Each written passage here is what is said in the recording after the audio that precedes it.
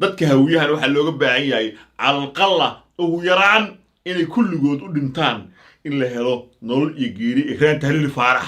maxaa markaasaa leeya ma aha markaad ikraan tahliil xaqeeda u doodo inaad u dooday maama qaali guhaad iyo tahliil faarax ma aha, inaad beesha gaaljecel u doodo ma aha, inaad mataqaanaa caafi u doodo ma aha. waxa weeye waxa ku dhacay ikraan ay ku maqan tahay gabadhaadii ku dhacayaan, walaashaabay ku dhacayaan, xaaskaay ku dhacayaan.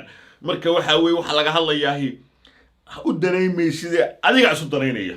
dadkuna waxay macna ku leeyihiin in qabiilnimadooda ay isku difaacaan, sharciyadooda isku difaacaan, dastuurka dalka u yaala isku difaacaan. muxuu u bartay farmaajo leeyahay? wuxuu farmaajo u bartay inuu wax kasta dilo, xumeeyo, is-indhatiro, isdhegatiro, haddana dadkan hawiyaha la yidhaahdo ee gobolka jooga aysan ka dhidhin. maxaa ka mid ahayd muwaadin soomaaliya oo Itoobiya u dhiibo, waxaa ka mid ahayd inuu dekedihii dalka 4 ka mid ah Itoobiya siiyey, waxaa ka mid ahayd 16 kun oo dhalin Soomaaliyeed inuu Eritrea geeyo dagaalkii Itoobiya ku dhamaadeen, waxaa ka mid ah inay ku maqan tahay gabar Soomaaliyeed oo la yiraahdo ikraan tahliil faarax oo qabiilkii hawiyaha u dhalatay oo sargaalad ah oo haysar doonka qaranka tirsaneed welina aan laga hayn uusan ka hadlin. waxaa ka mid ahayd inuu weeraray guriga Cabdiraxmaan Cabshakuur saraakiishii beesha habargidir ee ciidanka xoogga dalka Soomaaliya ka tirsaneed ee ilaaladu ahaydna uu laayay, isagina uu dhaawacay, hantidiisina oo boobay, welina aan laga hadlahayn. waxaa ka mid ahayd inuu ciidankiisa u diray Sheekh Cabdiqaydi u dilaan oo marwidiisa loogu galay suulida ama musqusha. waxaa ka mid ahayd waxyaabaha farmaajo sameeyey in uu mataqaanaa beriira weeraray oo caruur iyo haween iyo xoolo iyo waayeel berimageedaha oo beeraley oo habargidir dhashay oo joogay uu laayo. waxaa ka mid ahayd inuu weeraray beertii Xasan Huutaan ee degmada Afkooy ku tiilay, dadkii joogay shaqaalaha ahaa iyo dadkii qabiilka mursad u dhashay ee halka ka shaqeynayna uu laayay, hantidina ka gubay, intii kale la soo xirxiray. waxaa ka mid ah inuu maalin kasta wax lamid ah waxaasi oo ah inuu madaxda qaranka u diiday garoonka, inuu diyaarad la soo ridayay, inuu hotel maaida ku weeraray madaxweynihii hore Soomaaliya Xasan Maxamuud, madaxweynihii hore ee Soomaaliya Shariif Sheekh Axmed iyo rag kale oo murashaxiin la joogay. waxaas oo dambiya ayuu geystay Maxamed Cabdullaahi Farmaajo.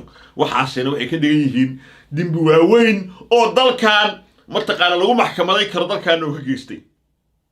sidaa darteed ra'iisul wasaare Maxamed Xuseen Rooble haddii uu qof noocaas hor fariisto ama wada hadal ula galo waxay ka micno tahay inuu yahay qof aan siyaasadda waxba ka aqoon, inuu yahay qof aan hadaf iyo mabda' lahayn.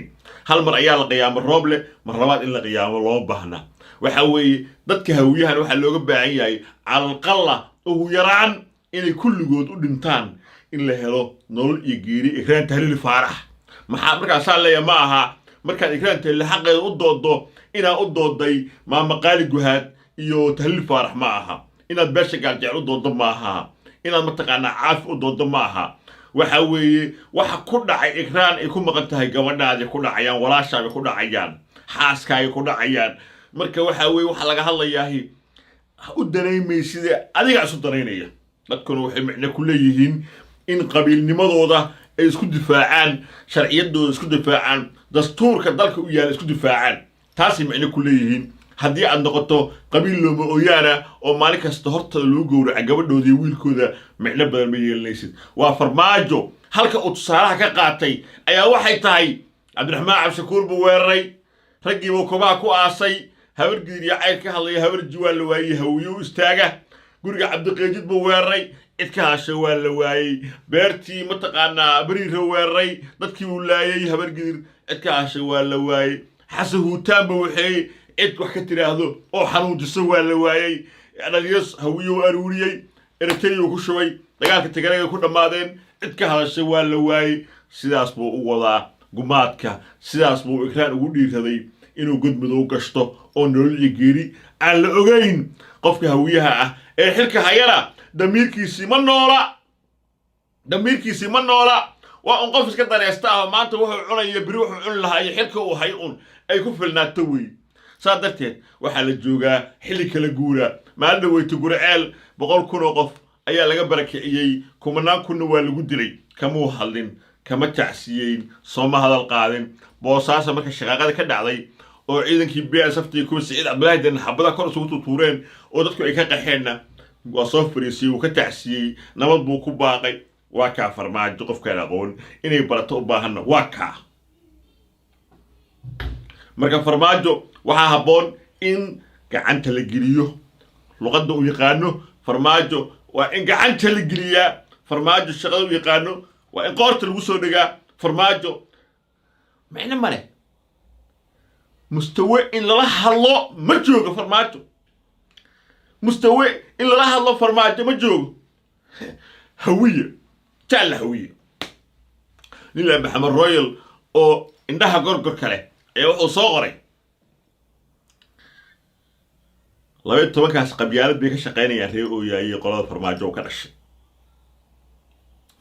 markii waxa uu sameeyahay laga hadlay xilaalin yar dhalinyaraha ta mustaqbal leh waxa aad ka hadlaysaa ma mustaqbalkaaga ilaashatidii la soo qoraya waa la afjigaya waa la cabsiinaya waa la qalqal gelinaya hawiyaha wax fiican ay wax looga dhigaa wax xun in qabiilnimo isku difaacdo inaad qabiilkaaga dulmiga lagu hayo qofka u dhashay aad ka hadasho in qofka kugu xadgudbi aad ka hadasho adigoo isbutaxayo qabiil qaawana waa sharaf iyo karaamo markaasuu maxamed royal wuxuu yiri ko waxa soo qoriyay muuxir raasi Yusuf Garaad Cumar inaan isku boojeyno dhigaalka afka Soomaaliga dhahno af Soomaaliga saasa loo dhigaa ereyga saarna ma kana waayo ayadoo dadkaaga la baabi'inayo gobolkii caasimadda Almisal la baabi'inayo ma saasan yeelaa wiilkaasi Allah ilaahay xisaabta kama qaldamin si sax ayu qoraalkiisu soo hadlo waana ku raaxaystay waana bogaadinaya waxa kale meesha yaala nin la cali ku jiray ani idaayorta cali jeeb ku jiray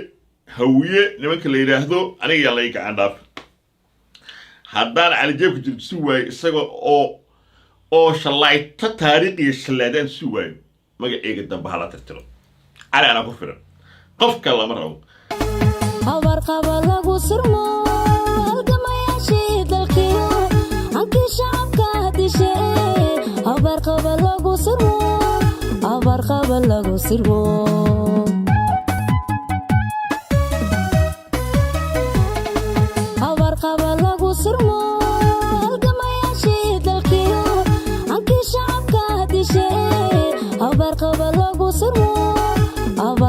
lagu sirmo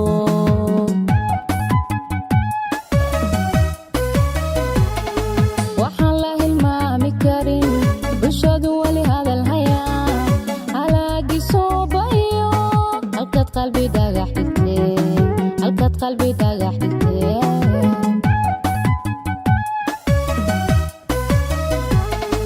waxaan la hilmaami karin bulshadu wali hadal hayaa halaagi soo قلبي داغح دكتي halkad qalbi dhagax dhigtee halkad qalbi dhagax dhigtee halkad qalbi dhagax dhigtee halkad qalbi dhagax dhigtee halkad qalbi dhagax dhigtee